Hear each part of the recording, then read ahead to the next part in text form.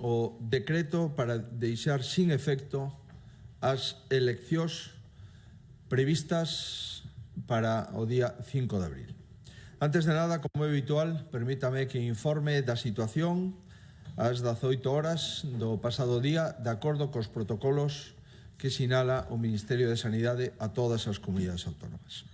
Quero dicirlles que hai un falecido máis, sería a cuarta víctima en Galicia. Se trata de un home de 72 anos que estaba ingresado na unidade de cuidados intensivos do Hospital Público da Coruña e que tiña, eso sí, varias patoloxías previas.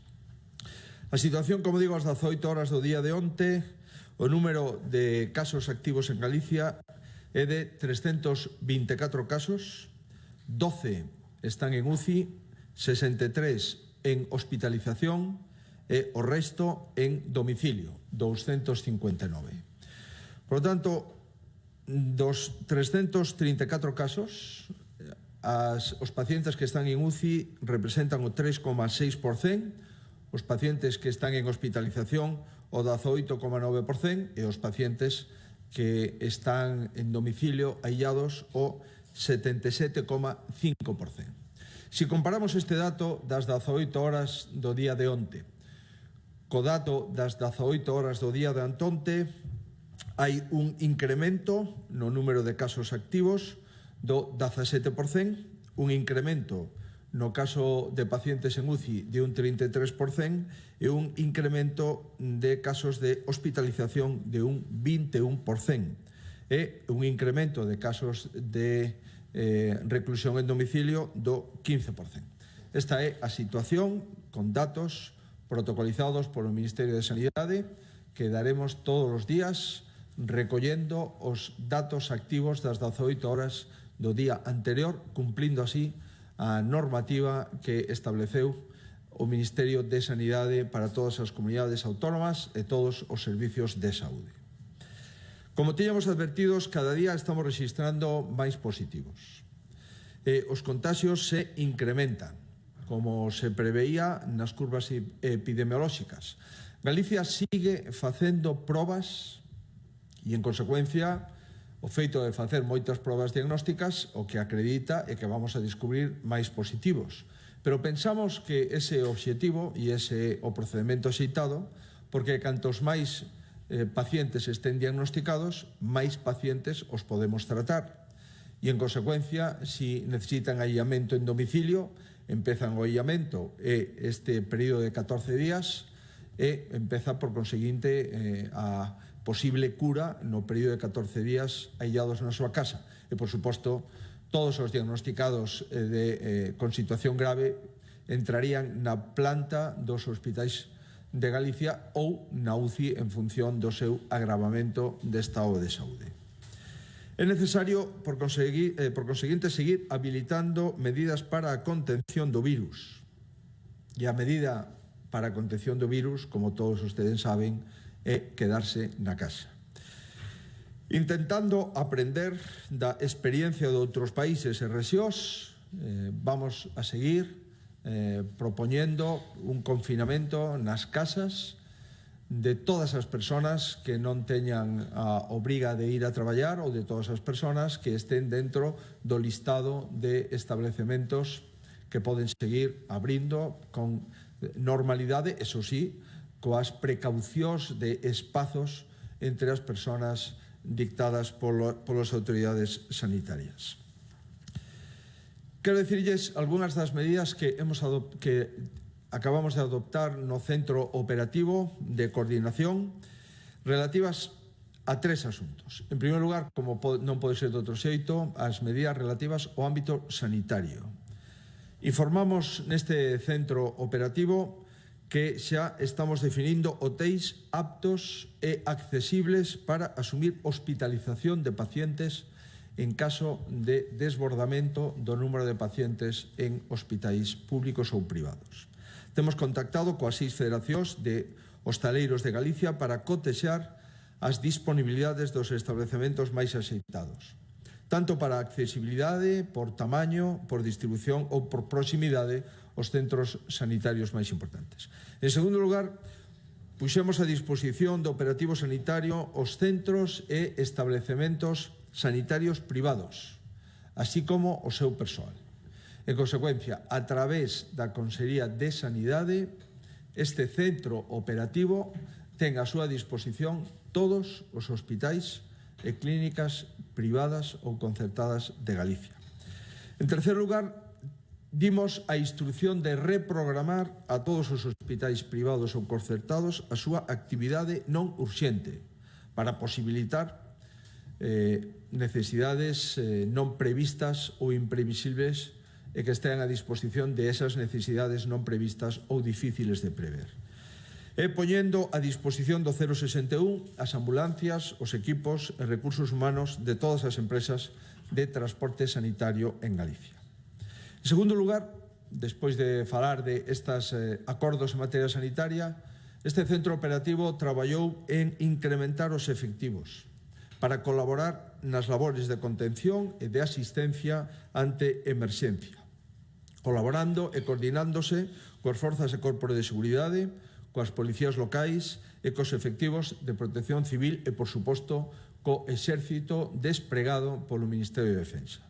Así, en primeiro lugar, temos decidido poñer a disposición dos concellos a posibilidade de reforzar este instrumento para poder incrementar a policía local de acordo cos parámetros que acabo de referir, persoas que acreditaron superar con criterio de mérito e capacidade as probas, pero que quedaron sin prazas como consecuencia de que este día o número de prazas convocadas na oposición. Outra medida novedosa é a posibilidade de que o persoal de servicio de extinción de incendios colabore na asistencia na loita contra a xestión do virus e o fagan especialmente no ámbito rural galego. Evidentemente, a función principal e prioritaria destes profesionais seguirá sendo a loita contra o lume, pero, dado o momento no que nos atopamos, poderán tamén colaborar en funcións como vixiar zonas no rural, camiños e pistas para garantir que se cumple o confinamento, así como, no caso de que fora imprescindible, outras forzas e corpos de seguridade do Estado non tuveran efectivos, pois auxiliar a persoas que viven en lugares de difícil acceso e facerlles chegar os víveres ou o material sanitario imprescindible. En definitiva, máis medios e máis persoal, tanto de policía local como poñer a disposición todo o servicio de extinción de lumes forestais da Xunta de Galicia. A terceira cuestión que tratamos no centro operativo do que forman boa parte das consellerías foi a constatación de que sigue sendo a prioridade número 1 nestos momentos é a necesidade perentoria de material sanitario. E volvemos, en consecuencia, a poñer en riba da mesa a necesidade de equipos de protección individual. En primeiro lugar, por suposto, para centros sanitarios e para ambulancias, para residencias de terceira idade e para centros de discapacitados con internamento, para personal de servizos e emerxencias de protección civil, para o personal e operarios do Servicio de Recollida e Tratamento de Residuos no seu caso, e entre outros moitos colectivos que están traballando día a día arreo na loita contra o coronavirus e que precisan medios para facelo con maior garantía e seguridade. Neste sentido, aproveitando a presenza do delegado do Goberno na reunión a través de videoconferencia, volvemos a recordar a necesidade de que o Executivo Central, a través do Ministerio de Sanidade, por decisión do propio Executivo, é o único autoridade competente para distribuir material sanitario en España e, polo tanto, tanto onte como hoxe, onte ao ministro, hoxe a través da delegación, pero tamén o reiteraremos o ministro de Sanidade, a prioridade número 1 para Galicia neste momento é contar con material sanitario dabondo. Esa é, sin dúbida, a nosa prioridade. Insisto en que isto non significa, polo contrario, ningún roce ni ningunha enmenda ás actuacións do Goberno Central. De feito, eu quero destacar o espírito constructivo e de cooperación e de vontade máxima que presidiu esta comisión de coordinación e que está liderada pola Xunta de Galicia como autoridade máxima na comunidade autónoma. Por lo tanto, colaboración máxima ao Goberno Central e colaboración tamén cos concellos galegos, e agradezo a presencia do presidente da FEGAN na reunión de cooperación deste comité operativo que tivemos ás 11 da mañá neste lugar do 112-061 na Estrada. Unidade de todas as administracións por riba de cores políticos, unidade de todos os galegos a prol dun obxectivo común. Ante adversidades, este pobo saca o mellor de sí e vai a demostrar, como veu demostrando nos últimos días, que é capaz de actuar sin fisuras, antepoñendo o interese xeral aos intereses particulares. Como teñen feito tamén, e quero subliñalo, os representantes dos partidos políticos. Porque, como lles decía, na reunión que tivemos hoxe no Consello da Xunta, aprobamos o decreto polo que se deixa sin efecto, repito, se deixa sin efecto a convocatoria electoral que estaba prevista celebrar o 5 de abril e que non se celebrará en ningún caso. Despois dun acordo, creo que moi importante, entre todos os principais partidos representativos da comunidade, de acordo coas xuntanzas que tivemos no día de onte e no día de antonte, e de acordo tamén, vostedes xa coñecen a opinión do Goberno da Xunta de Galicia, éramos conscientes, o propio Goberno, de que a celebración das eleccións era completamente inviable desde fai moitos días, e tamén eran conscientes a maioría dos partidos políticos de que nesta situación celebrar eleccións autonómicas resultaba inviable. E tamén era consciente, sin ninguna dúbida, toda a sociedade galega. Pero nos faltaba concretar esa anulación, cousa que non era sinxela. E non era sinxela por motivos xurídicos, por motivos técnicos. Por qué? Porque non houbo, nin había, ningún antecedente ante unha circunstancia como esta. En España, en 42 anos de Constitución, nunca se dera o caso de ter que anular unhas eleccións previamente convocadas e unhas eleccións que estaba correndo os prazos, incluso que estamos a 24 horas de empezar a campaña electoral. Por lo tanto, xa habían transcurrido 34 días dende que se convocou as eleccións aproximadamente. Por tanto, había un valeiro legal da legislación vixente e podían existir suspicacias ou resquemores por parte de todos os partidos políticos que se tiñan presentado ás eleccións. Dada a proximidade coa cita das urnas, había que actuar con unha meticulosidade legal extrema. Sin embargo, en apenas unhas horas de diálogo, fomos quen de chegar a un consenso ao respecto que hoxe quedou refrendado no decreto aprobado polo Consello da Xunta que acabo de asinar, que será publicado este mesmo día no Diario Oficial de Galicia e será remitido ao Boletín Oficial do Estado para a súa publicación, e que, insisto, deixa sin efecto definitivamente o proceso electoral de eleccións autonómicas ao Parlamento de Galicia. Deixa sentadas tamén as bases da futura convocatoria, das eleccións ao Parlamento de Galicia. O decreto foi aprobado despois de coñecer o dictame da Xunta Electoral Autonómica que esta mesma mañá dictaminou. De acordo con esta Xunta Electoral, ten refrendado a decisión tomada por todos os partidos e se deixa sin efecto cunhas conclusións moi claras. Extracto as conclusións do dictame da Xunta Electoral. Primeiro, que a repetición íntegra do proceso é a mellor solución para garantir que se poidan dar as condicións adecuadas para unha nova celebración de comicios. Repito, repetición íntegra do proceso electoral. Segundo, que a decisión de que as eleccións autonómicas non se celebren corresponde ao presidente da Xunta, dados os estados de alarma dictados polo Goberno Central e o estado de emerxencia sanitaria dictado polo propio Goberno Autonómico.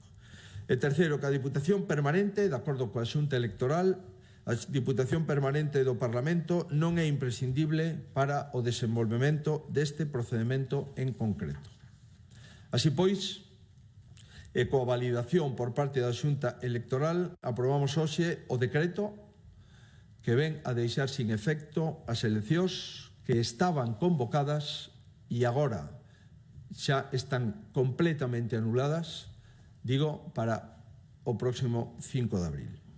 En consecuencia, queda sin efecto todo o proceso electoral que tiñamos en marcha. E digo todo. O censo electoral sin efecto, as candidaturas de todos os partidos políticos sin efecto e o resto de actos administrativos ou actos políticos que se dictaran dende o día da convocatoria ata o día de hoxe. De tal xeito que, en canto se levante o estado de alarma, estamos xa falando de futuro, decretado polo Goberno Central, e en canto se levante o estado de emerxencia decretado pola Xunta de Galicia, procederemos a convocar desde cero as eleccións autonómicas, coa particularidade de que serán oídos os partidos políticos antes de que o presidente da Xunta decida a data exacta.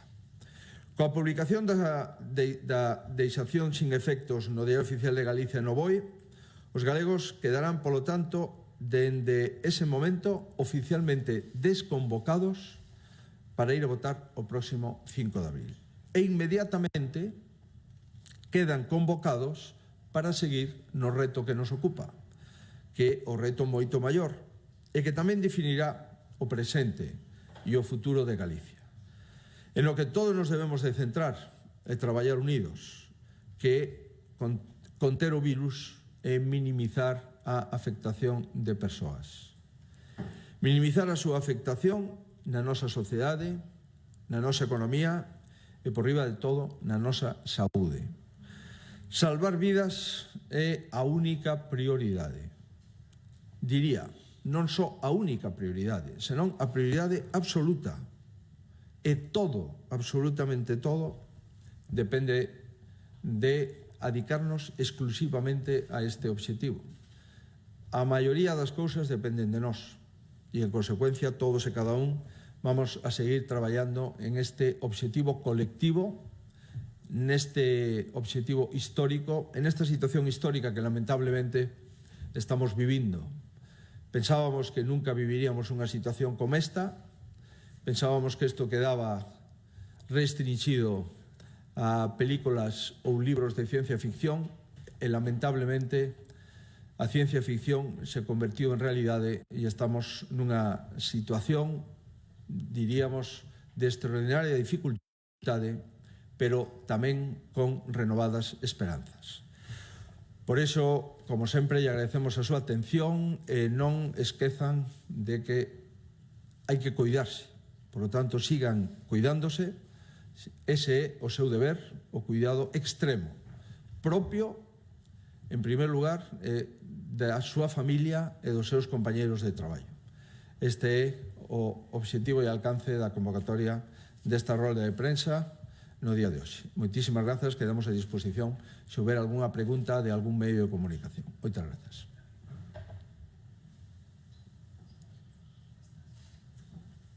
Faro de Vigo, o Goberno anunciou o reparto entre comunidades de test rápidos para aflorar os casos ocultos. Ten información de cando empezarán a recibir este material e de cando empezará a Xunta a utilizalos? Segue a Xunta con escasez de outro material, como se anunciaba onte?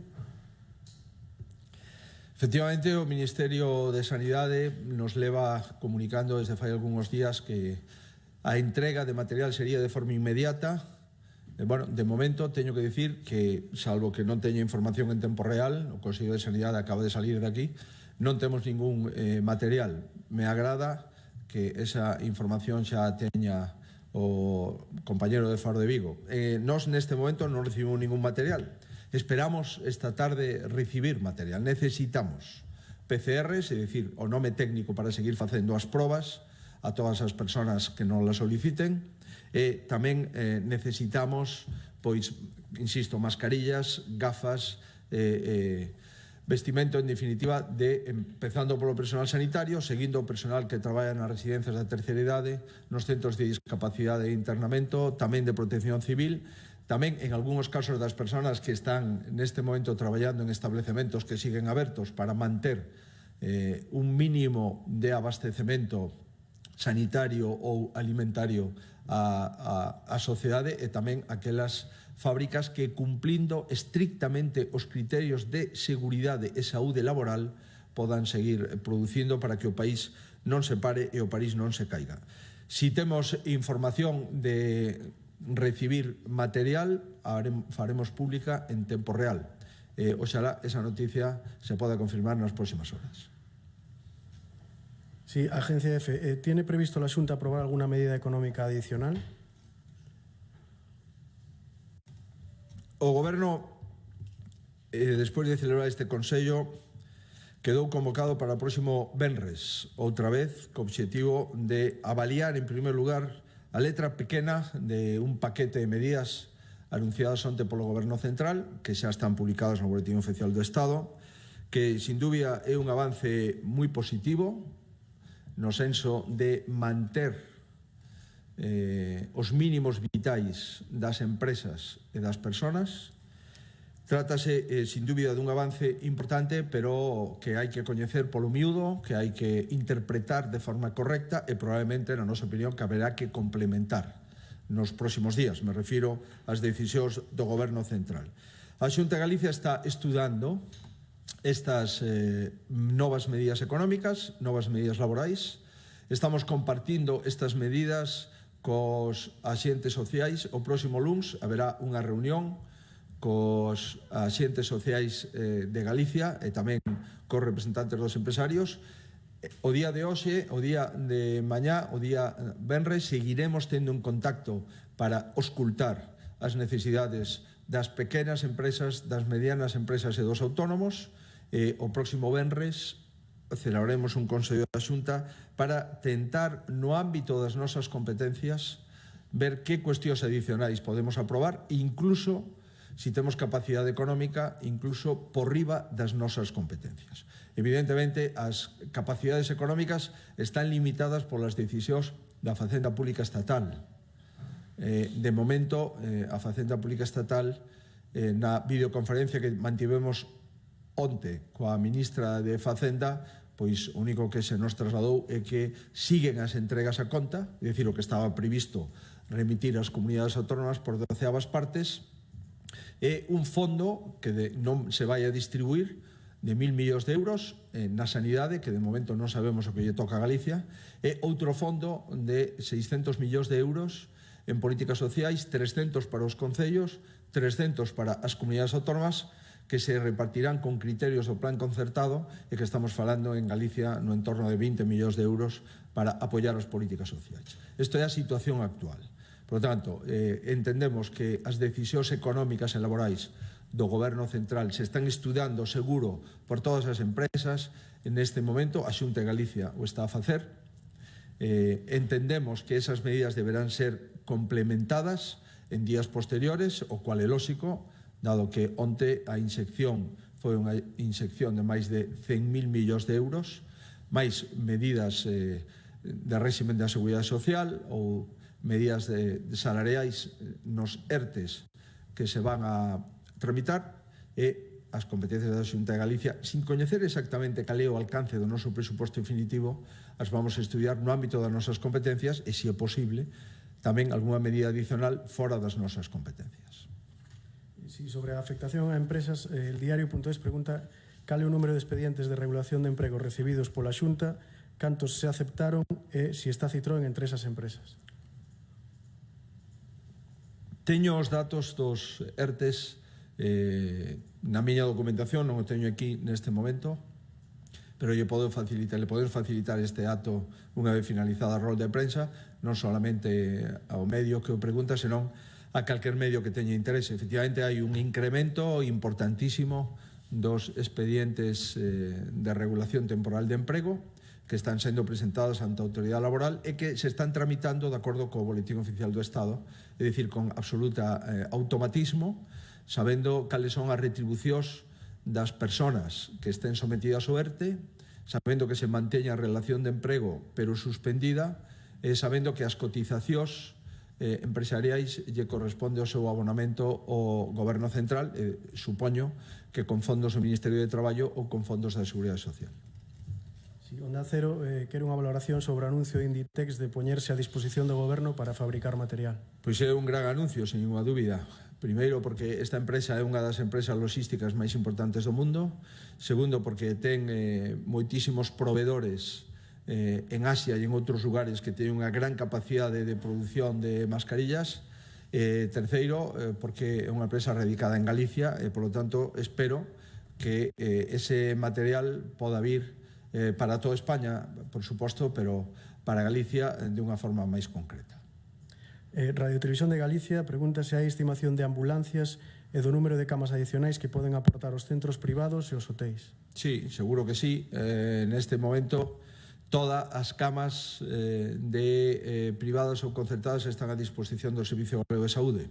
Evidente que nesos hospitais hai actividade. Primeiro, hai persoas que estaban hospitalizadas, persoas que seguirán hospitalizadas, pero según se vai levantando unha alta hospitalaria, esa cama queda a disposición do Servicio Galego de Saúde. O número de ambulancias foi incrementado no día de onte a disposición do 061 e, por tanto, temos os dispositivos coordinados dende a Consellería de Sanidade, tanto os dispositivos hospitalarios de internamento como os dispositivos móviles, ambulancias, a disposición do 061. Europa Press, nesa liña, pregunta si el Sergas asumirá la factura de los centros sanitarios privados y si hay un cálculo del importe a lo que pueda ascender. O venres, o Conselleiro de Sanidade fará unha proposta ao Consello da Xunta do impacto económico que se irá movendo por semanas. Non sabemos canto vai durar a pandemia. O que sí sabemos é que esta pandemia, desde o punto de vista sanitario, vai a ter un impacto moi superior aos 15 días. 15 días de confinamento que se decretado no estado de alarma, en primer lugar, non sabemos se van a prorrogar.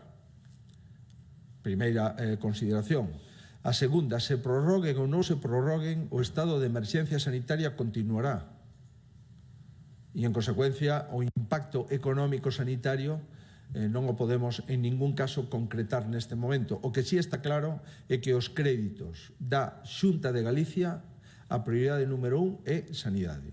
E, por lo tanto, todo o noso presuposto está confinado para a Consellería de Sanidade, descontada, lóxicamente, as nóminas do persoal público ou persoal que cobra de forma directa ou indirecta a través da Xunta de Galicia, que esas están blindadas, dado que neste momento a instrucción que temos é de manter o 100% das retribucións de todo o personal, as 90.000 familias que traballen de forma directa para a Xunta, máis os centros concertados que tamén teñen unha relación directa coa Xunta de Galicia, é dicir, máis de 100.000 nóminas financia mensualmente a Comunidade Autónoma. Salvo eso, o resto de personal, o resto de presuposto, está adscrito de forma prioritaria o gasto sanitario e, en consecuencia, a cubrir todas as necesidades sanitarias. Galicia Confidencial apunta a información científica para indicar que semella que o índice de contagio en Galicia xa non é importado, senón propio. Entón, pregunta polas previsións da Xunta de cando será o pico do coronavirus e a canta xente afectará.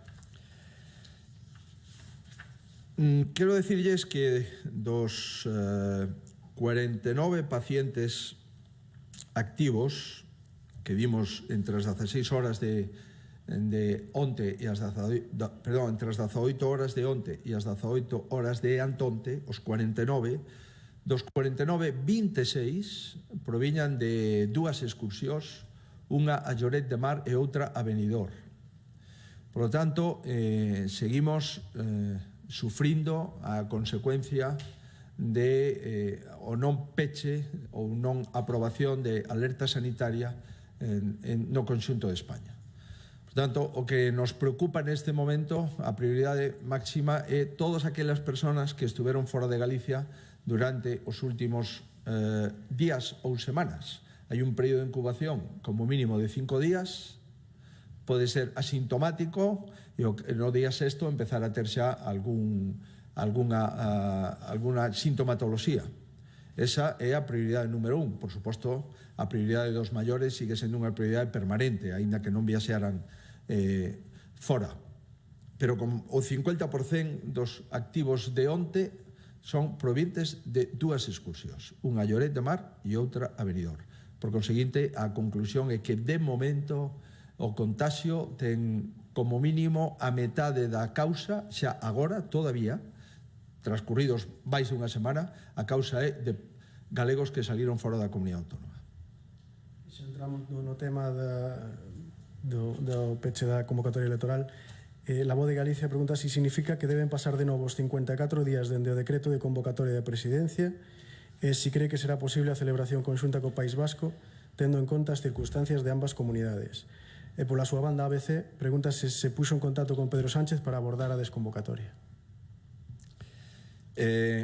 Efectivamente, empezamos de novo. Neste momento estamos en funcións de goberno ordinario.